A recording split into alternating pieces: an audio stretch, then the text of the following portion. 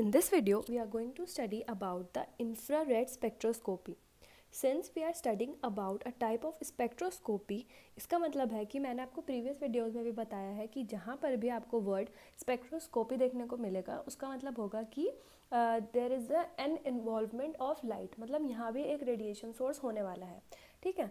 Now let's start with the IR spectroscopy, that is infrared spectroscopy. It is the measurement of interaction of infrared radiation with matter by absorption, emission or reflection. It is used to study and identify chemical substances or the functional group in solid, liquid and gaseous form. तो अब हम इसमें क्या करने वाले हैं, हम यहाँ पर किसी भी केमिकल सब्सटेंस या फिर किसी भी फंक्शनल ग्रुप को डिटरमाइन करने वाले हैं. अब वो डजेंट मैटर कि हमारा जो सैम्पल है उसकी स्टेट क्या है. ठीक है. Now the principle involving in infrared spectroscopy is, जब भी सबसे पहले तो आपको ये चीज़ याद रखना है कि हमें जब भी इंफ्रारेड स्पेक्ट्रोस्कोपी दिखने को मिलेगा वहाँ पे हमें याद आना चाहिए कि इट इज़ इसका जो मतलब another name for the rotational and vibrational spectroscopy. ठीक है. इसमें हमारे वाइब्रेशंस और रोटेशंस इन्वॉल्व होंगे. The principle of IR spectroscopy is related to the vibrational and rotational energy of a molecule. When the frequency of IR radiation is equal to the natural frequency of vibration, the molecule absorb IR radiation. ठीक है. एक चीज़ हमें क्या याद रखना है कि rotational vibration energy का इन्वॉल्वमेंट है. मॉलिक्यूल में हमारी क्या वाइब्रेशन हो रहे हैं और क्या किस तरह से वो रोटेट हो रही है उसके अकॉर्डिंग हम एक तो इस पर बेस्ड होगा. उसके अलावा जो हमारी फ्रीक्वेंसी है IR रेडिएशन की वो किसके इक्वल होती है, natural frequency of vibration. The molecule absorb IR radiation. Okay.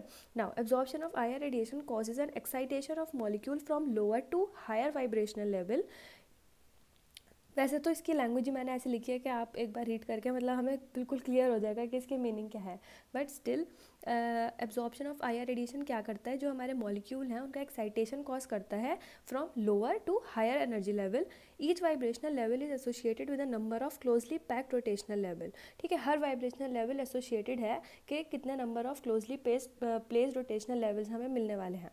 IR spectroscopy को हम इसलिए रोटेशनल वाइब्रेशनल स्पेक्ट्रोस्कोपी भी बोलते हैं.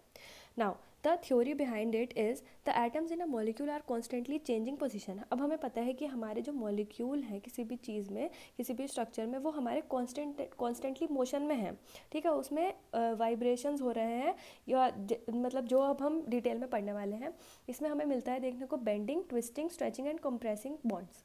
ठीक है. The vibrations require a quantized amount of energy. Some in IR radiation region of the electromagnetic spectrum energy has frequency and wavelength components. अब हम इसको डिटेल में पढ़ेंगे कि ये जो हमारे वाइब्रेशंस हैं, each vibration has a specific frequency related to energy required for vibration.